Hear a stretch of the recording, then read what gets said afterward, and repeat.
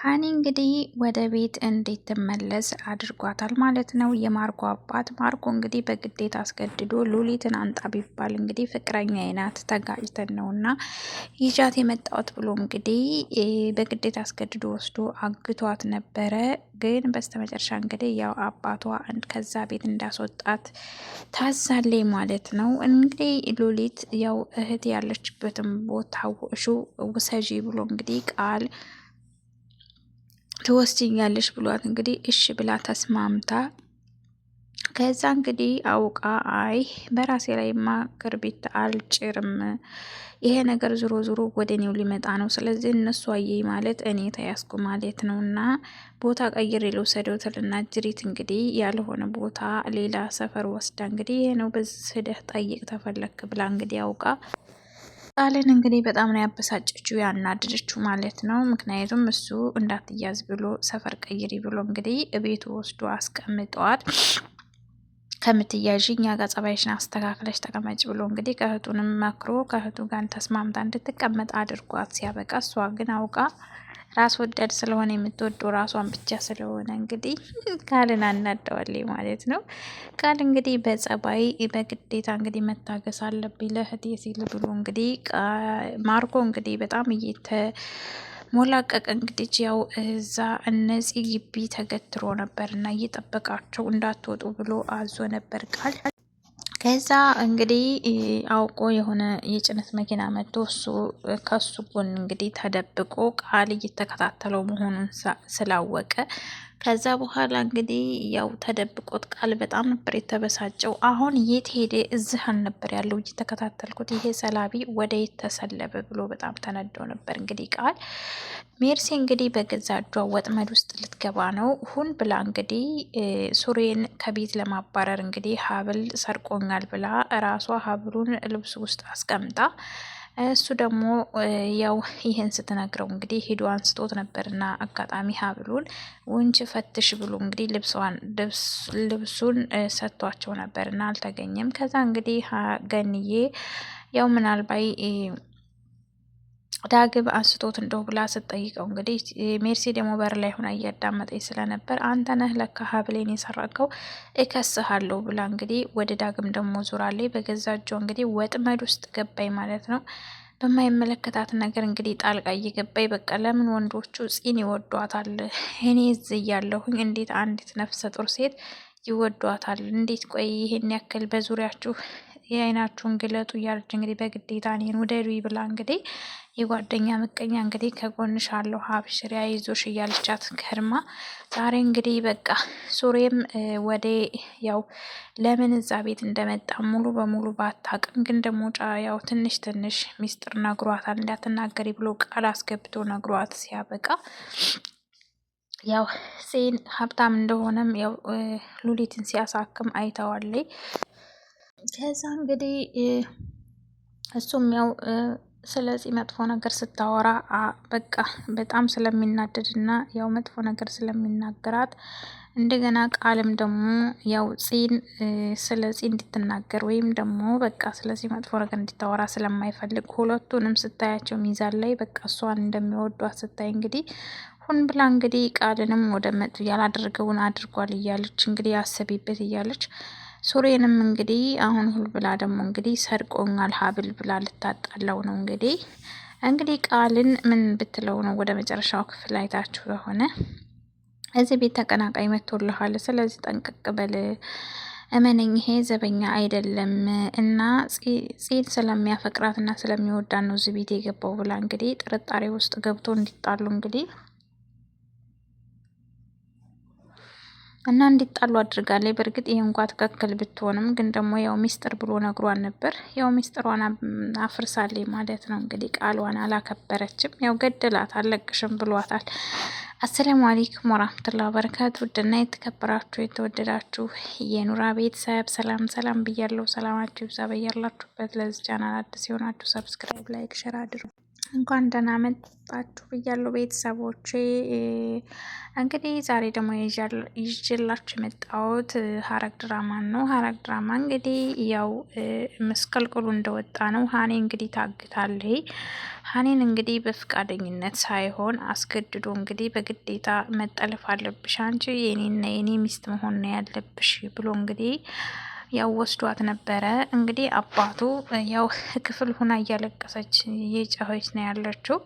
እንግዲህ የሱሬ እናት በር ለሆና እያዳመጠች አባትየው እንግዲህ ከውጭ ከስራ ሲገባ አይቷት አንቺ ምን እያረግሽ ነው? እሱ ምንድን ነው የምታዳምጭው? ብሎ እንግዲህ አስደንግጧት ነበርና ከዛ እንግዲህ ያው ድምጽ ሲሰማ ሉሊትን አምጥቶታል። ሉሊትን አምጣ ብሎ ያው ታዞ ነበር። በሰዎችም አስፈልጎ ወይ እንድትወገድ ወይ ደግሞ እንድትያዝ አምጧት ብሎ እንግዲህ አዟት ነበረ። ማርኮ እንግዲህ ያው ሉሊትን ዳግም እንግዲህ ብር ሰጥቶ አሳልፎ ሊሰጣት ነበር፣ ግን ደግሞ አልተገኘችም ሉሊት ማለት ነው።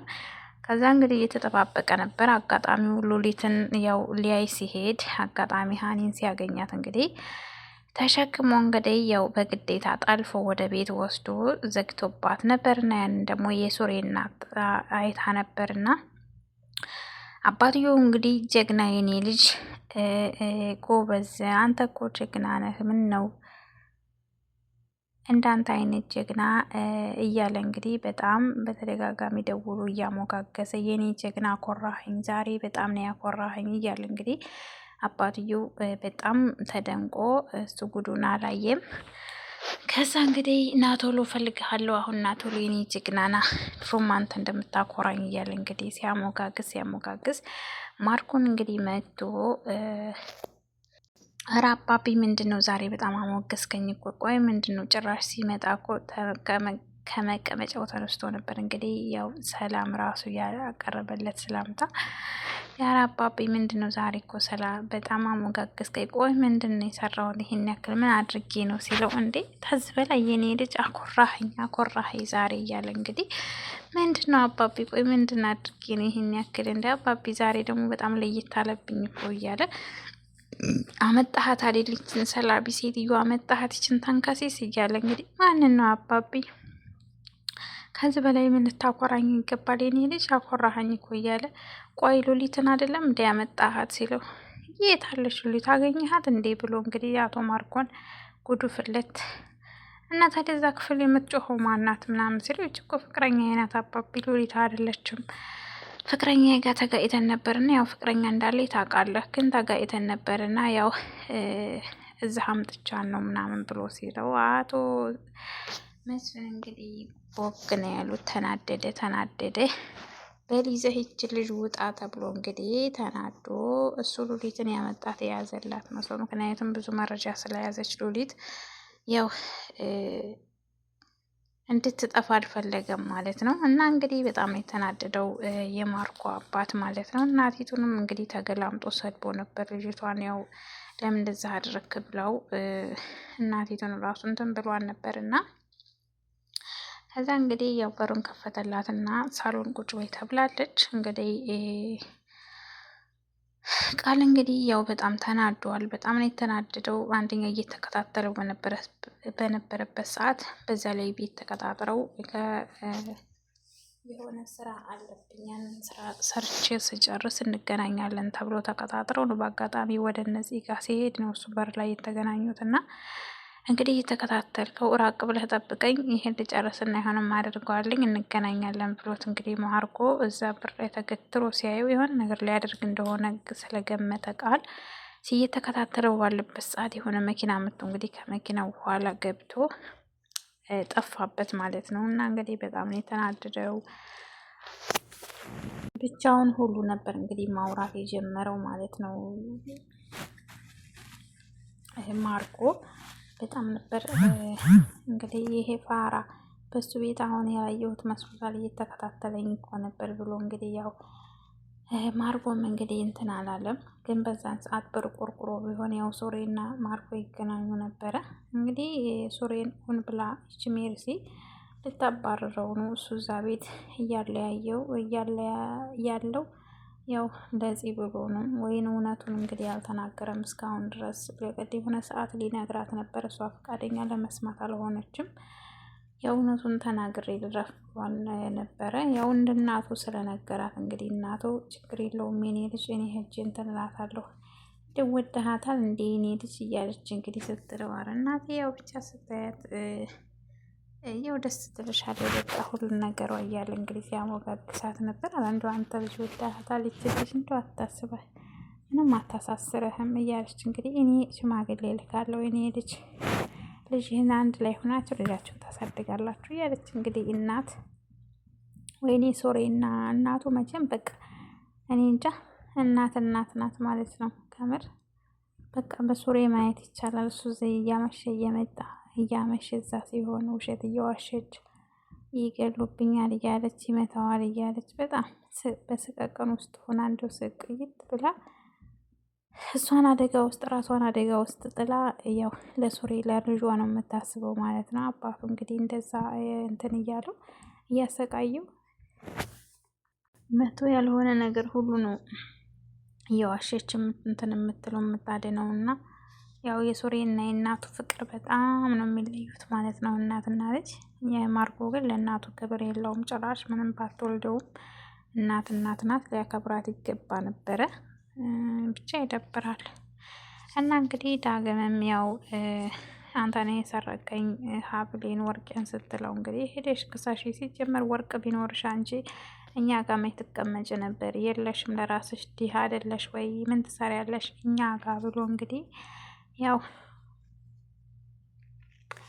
ነግሯታል ማለት ነው። እንግዲህ ለሜርሲ ሉሊት እንግዲህ ተመልሳ ወደ ቤት መታለይ። እንግዲህ ቃል ለአንዴና ለመጨረሻ ጊዜ ከቤቴ ዋዝሽን ጠቅለሽ ውጭ ብሏታል። እንግዲህ በጣም ተናዶባታል።